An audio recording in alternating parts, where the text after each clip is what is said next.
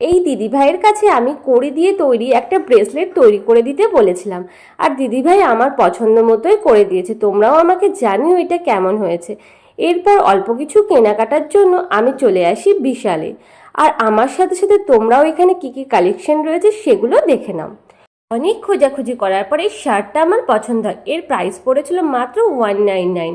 এদিকে দেখো রয়েছে প্রচুর ওয়ান পিস শার্ট, সমস্ত কিছুই রয়েছে। দেখতে পাচ্ছ এই ফুটওয়্যারগুলোর প্রাইস ছিল 199 করে। আর এগুলো বর্ষায় পরার জন্য বা বিচে পরার জন্য ভীষণ ভালো। এরপর আমার এই ক্যাপটা পছন্দ হয়ে যায়, এটা নিয়ে আমি সোজা চলে আসি গ্রাউন্ড ফ্লোরে, আর এখান থেকে নিয়ে নিই এই ক্রপ টপটা। আর এখানে রয়েছে প্রচুর টি শার্ট। কেনাকাটা করার পর সোজা চলে আসি বাইরে, আর ফুচকা দেখলে তো আমি সামলাতেই পারি না, সোজা দাঁড়িয়ে পড়ি। যাই হোক, আমার কি শুধুমাত্র ফুচকা খেয়ে মন ভরবে? আমি ঠুসতে থাকি, আর তোমরা ভিডিওটা লাইক কমেন্ট শেয়ার করে সাবস্ক্রাইব করে দিও। টাটা, দেখা হচ্ছে।